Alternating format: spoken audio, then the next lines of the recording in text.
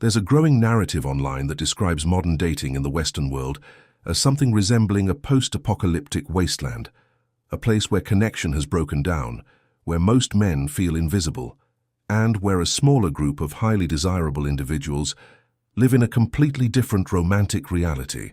While this framing is emotionally charged and often exaggerated, it reflects a real sense of frustration, alienation, and imbalance that many people, especially men, are experiencing today.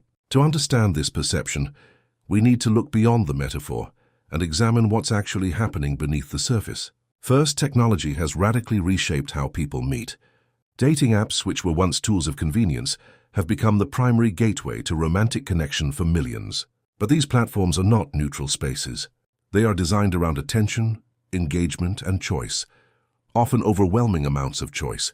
Studies and user data consistently show that a small percentage of men receive the majority of female attention on these apps. This creates a perception, especially among average men, that they are invisible. Whether or not the 80% figure is exact, the experience of being overlooked is real and psychologically impactful. On the other side, many women report a different but equally frustrating reality. While they may receive more attention, much of it is low quality, superficial, or purely physical. This leads to a paradox: abundance without satisfaction. Women may feel they have options but not meaningful ones. So instead of a balanced marketplace, we get polarization, where both sides feel dissatisfied for different reasons. This is where the idea of parallel dating lives comes in.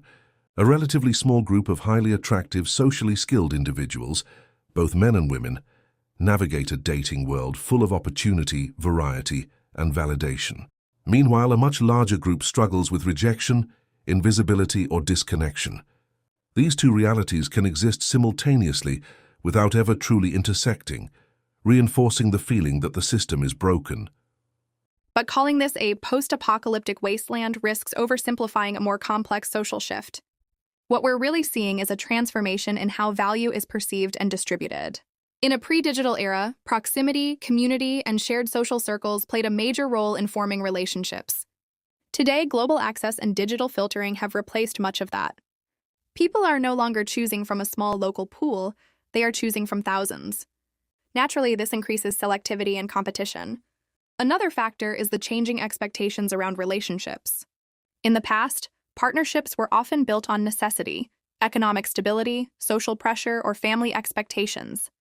Today, relationships are expected to provide emotional fulfillment, personal growth, attraction, compatibility, and long-term stability all at once.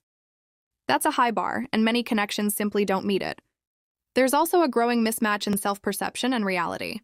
Social media amplifies idealized lifestyles and appearances, making people feel like they should aim higher, do better, and never settle. This affects both men and women, but in different ways. Men may feel they are not enough, while women may feel that better options are always just one swipe away. However, it's important to challenge the fatalistic tone of the wasteland narrative. While it captures frustration, it can also become a self-fulfilling mindset.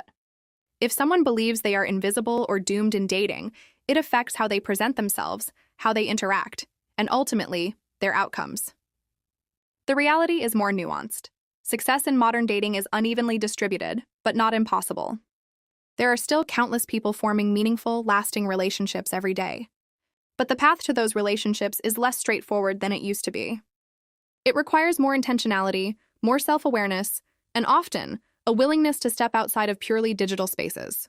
So instead of a wasteland, a more accurate metaphor might be a fragmented landscape, one with extreme highs and lows, where some thrive and others struggle, often for reasons that aren't immediately obvious. Understanding this landscape is the first step toward navigating it. Because while the system has changed, human needs haven't. People still want connection, respect, attraction, and companionship. The challenge now is finding ways to meet those needs in an environment that often seems designed to work against them. And perhaps the real question isn't whether modern dating is broken, but whether we are adapting to it in the right way.